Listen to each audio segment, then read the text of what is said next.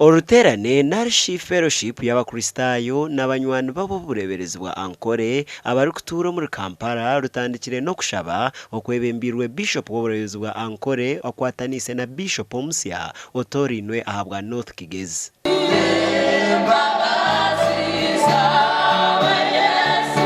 The social psychological issues, too many broken hearts between husband and wife, children and parents and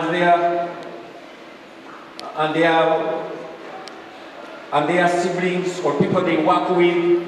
So you can as well assume that this is St. James, this is the grounds of St. James Ruharo, and feel at home. This is a basic facility. It may be warm for you, but this is all we could afford, and we are so glad to be hosting you. Omwezi w'enganzi y'ihanga w'okubanza kandori Minisita w'enshonga z'amahanga East Africa Right Honorable Minisita Kadaga asiimire obureeberezi bwa Ankole ahabw'okwejumbira omu mirimo y'okwiha abakristayo omu bworo. I've been following your ideas without telling you, especially about web presence in the church. And I keep telling my people there that, you know, I've seen this, I've seen it work in Ankole. It can work in the service. Now, you have got this thing. I think there's something to learn. Now to thank the Christians for giving the necessary support to do that work. And all the people who are sitting here who are very many. We are going to have regular fellowships, physical and online. And we pray that every quarter we have a fellowship which is physical, but regularly we can have online fellowships. We are in the kitchen cooking and we want you to eat our food.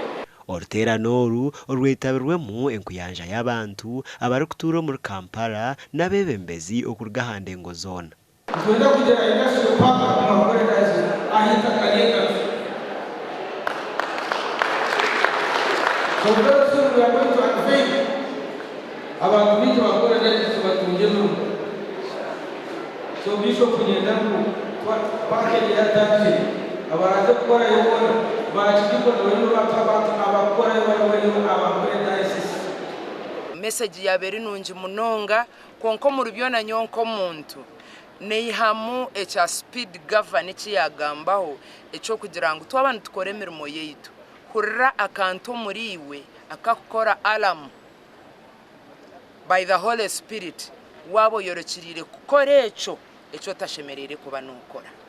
Aba nabwanyuma bigwireho itagiri ya Millennium Sako y'obureeberezi bwa Ankole omuri ntinda ekibagizire ngu nikiza kubahwera okuguza sente zo kutungura emishuburo yabo. Nde Michael Tumwakire abwa TV West omuri Kampala.